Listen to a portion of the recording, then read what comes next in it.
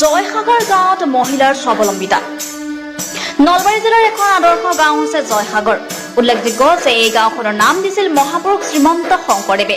প্ৰচলিত প্ৰবাদ অনুসৰি আহোম ৰজাৰ ৰোষত পৰি মহাপুৰুষ শ্ৰীমন্ত শংকৰদেৱে উজনিৰ পৰা নামনিলৈ ভটিয়াই আহোঁতে ওখ ঠাই এডোখৰ পাই জয়সাগৰ অৰ্থাৎ সাগৰ জয় কৰিলো বুলি তৃপ্তিৰে হাঁহি মাৰি জয়সাগৰ নামটোৰ প্ৰচলন কৰিছিল।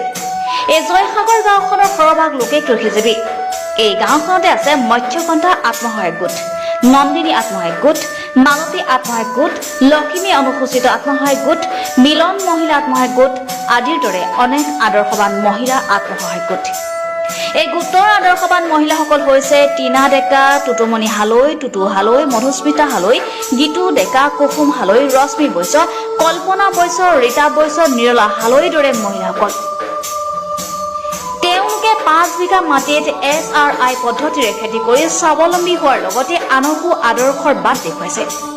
মোৰ নাম টিনা ডেকা। আমি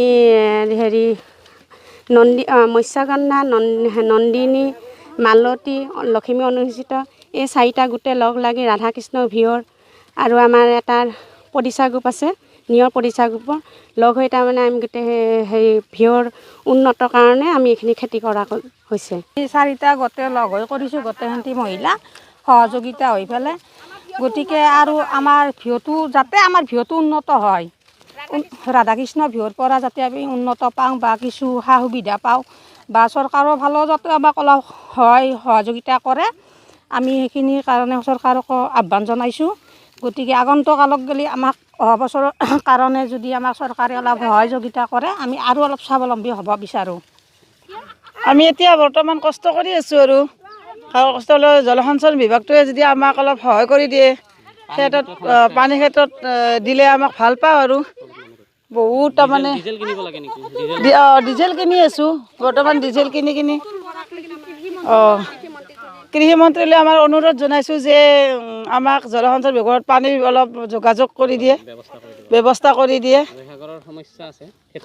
জয়সাগৰৰ বহুত সমস্যা, খেতিয়কবিলাকে খেতি কৰিব নোৱাৰে এই পানীৰ যোগানৰ কাৰণে। খৰচটো বাঢ়ি যায়, ডিজেল আনিব লাগে, ডিজেল আনিলে তোমাৰ ডিজেলৰ ইমান দাম যে মানুহবিলাকে বহুত হাবাথুৰি খাই যায় এই পইচাৰ কাৰণে। দুখীয়া মহিলাৰ কাৰণেতো তাৰমানে বহুত কষ্ট হৈছে আৰু দুখীয়া আমাৰ গাঁওখনত বহুত দুখীয়াই আৰু কৃষিজীৱী ঠাইৰ কাৰণে। সেইকাৰণে পানীৰ যোগাযোগ হ'লে অলপমান। আমি জয়া খেতি আমি এইবাৰ নতুনকৈ আৰম্ভ কৰিছোঁ। 5 বিঘা মাটি। আমি 10জনী আছিলোঁ। নামনেটো আমাৰ অফিচৰ পৰা দিছে, চেষ্টা অফিচৰ পৰা।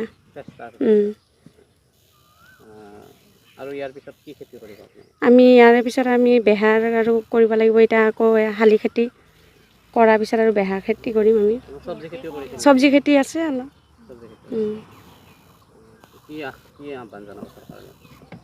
এতিয়া আমাৰ চৰকাৰে আমাৰ মহিলাখিনিক তাৰমানে কিছুমান এইগিলা খেতি কৰা কিছুমান সঁজুলি আমাক অলপমান পানী যোগান, সেইখিনি পানী যোগানৰ সমস্যাটো আছে। নহয় ভাল হয়। জলসিঞ্চন বিভাগৰ পৰা পানী আমাৰ যোগানটো কম, সেইকাৰণে অলপ খেতিটোত আমি লাভৱান হ'ব পৰা নাই। সমস্যা আছে পানী যোগানৰ।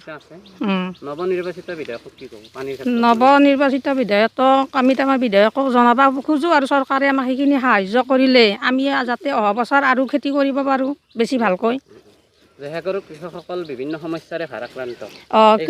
কৃষকসকল আমাৰ ইয়াত পানী যোগানৰ কাৰণে বিশেষকৈ আমাৰ ইয়াতে অভাৱ, বিৰাট সমস্যাৰ আছে আৰু গতিকে চৰকাৰৰ পৰা যদি আমাক সেইখিনি সহায় কৰে, সহায় সুবিধা কৰিলে আমি কৰিলে ভাল হয়। জলসিঞ্চন বিভাগৰ পৰা অলপ সহযোগিতা কৰিলে অলপ ভাল আৰু।